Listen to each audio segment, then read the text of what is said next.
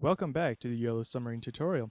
We just got done modeling the submarine and now we are on our way to animate it and add materials. Let's get started. So let's first make all of our shading smooth on all of our objects. This will just give it a nicer look or smoother look.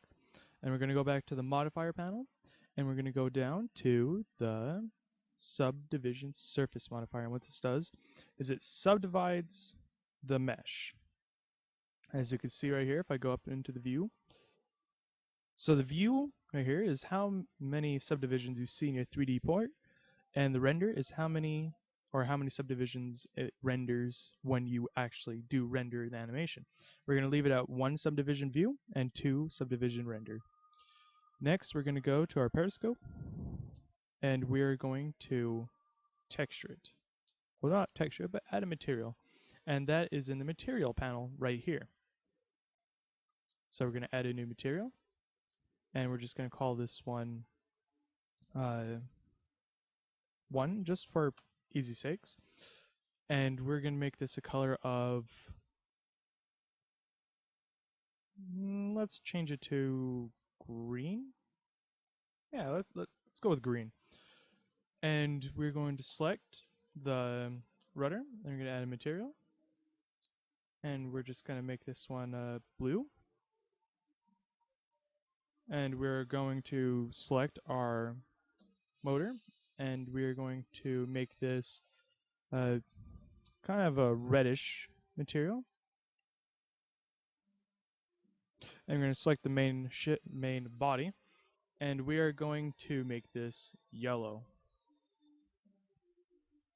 So with everything now having material or a color on it and smooth shading, we can now get to animation. Now we no longer need the background, so we're going to disable that. So I'm going to scroll down to the background images and I'm just going to check that box off and lower the drop down. So back to our model is we are going to start animating it. So we're going to start with the periscope. And so there's 2 things that I'm going to be doing. And so I'm going to go down here or go up to the very top where it says next to the default. These are your themes or layouts, sorry, not themes. And I'm going to go into animation. Now I'm going to go back into orthographic instead of perspective in this viewpoint. And I'm going to go into the side view, or right orthographic view, I mean. And we're going to select the periscope, sorry. And we're going to add a keyframe. To add a keyframe, you click I, and there's many different, but there's 3 main ones that you need to know. There's the location, rotation, and scaling. And then there's this one right here, which is lock, rot, and scale, which is these 3 combined. And that's the one that we're going to be using. So I'm going to apply that keyframe. And we're going to go all the way end. Oh, forgot to mention, down at the bottom, you should see where it says start and end. And the start is what frame that the animation will start, and end is when the animation will end. So we're going to say that we want the animation to end at 100 frames. So what we're going to do is we're going to go back to frame 1. We already have that keyframe in it. So we're going to go all the way up to frame 100. And I believe this is running at 24 frames a second for 100 frames. So we want the periscope, sorry, to rotate X amount of times. And we want it to rotate along the Z-axis 2400 times. And then we're going to click I, lock, rot, scale. And now when we play it back, we should see it spinning.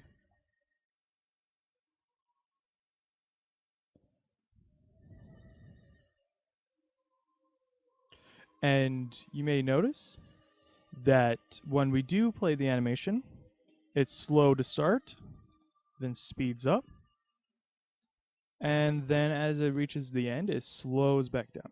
We want it to be a constant speed. So to fix that, which is good as it is now, but we're going to fix this problem, is over here in the graph editor, which is not necessary to do, but this is just to fix the slow start to slow end, is when we look at the graph, you notice how it has a sharp incline and then goes straight up. That part from right here to right here is a slow start and then it goes up. So to fix this, we just go to channel, then we go to this setting, and we go to linear.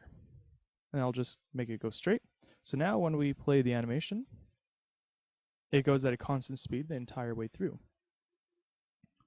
And we're going to be doing that for the propeller, not for the rudder, but we're going to be doing for the propeller and the periscope. So let's go to the propeller. Okay, we're at frame 1, making sure. Go to I, lock, rotate, scale.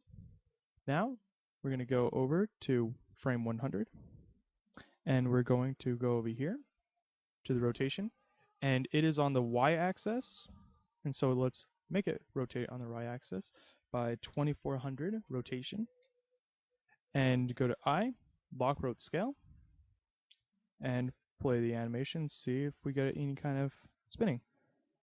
Indeed we do, and we got the same effect of the slow start, slow end. So while having that object selected, let's go back to the F-curve editor, and let's go back to channel, go to the setting, linear.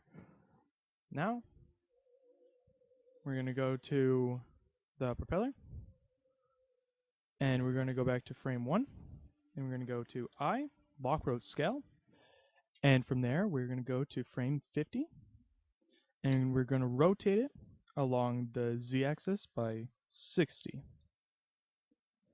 Then we're going to go I, lock, rotate, scale, then we're going to go to frame 100, and we're going to rotate along the z by negative 120. Then we're going to go to I, lock, rotate, scale, and you should get an effect that looks like this.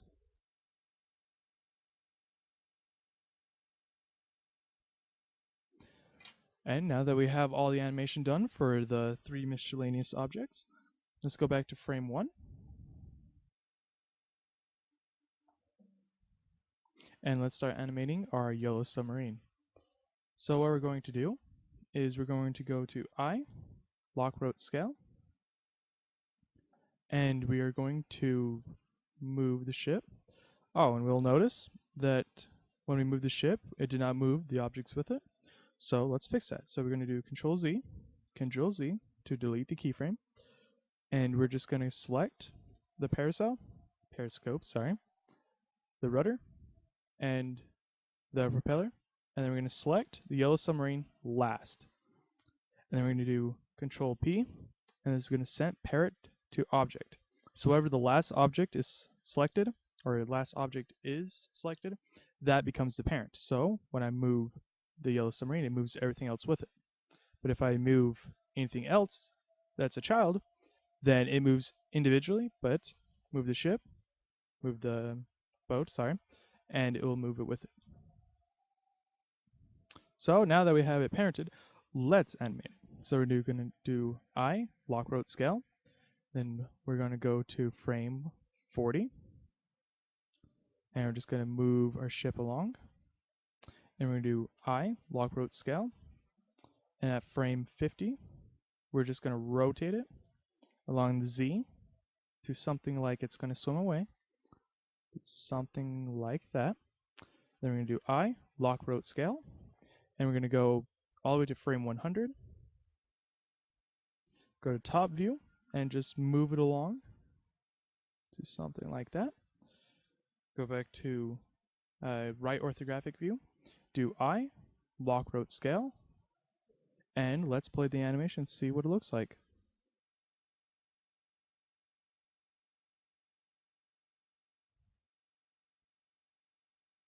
Looks good. So let's add a camera. So I'm just going to go Shift A, add camera. And we're just going to move the camera to something like this.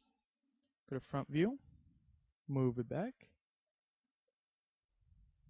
And I'm just going to grab it along the y-axis, grab it along the z-axis to give it a little bit higher, and grab it along the x to pull it back. And we're just going to see what it looks like.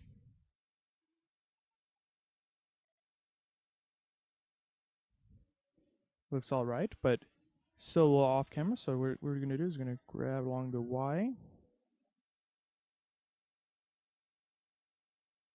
Alright, I like this view.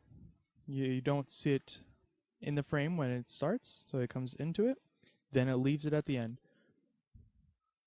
So, it looks nice. So we're going to go down to here to the render, and we're going to do the output. And you could output it anywhere you want. I'm going to put it as an output to the desktop, and I'm going to call it sub.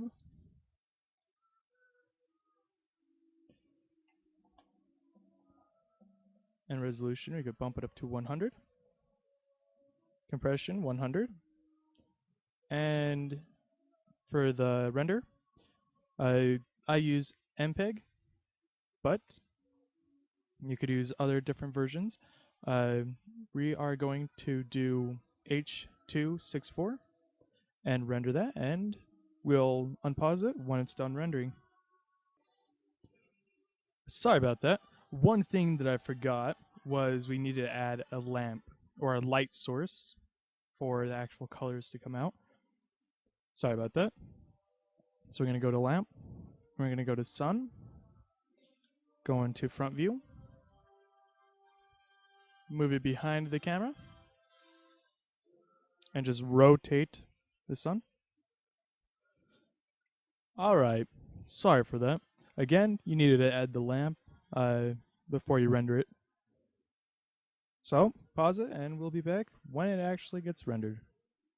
So, with the animation rendered, this is what it should look like.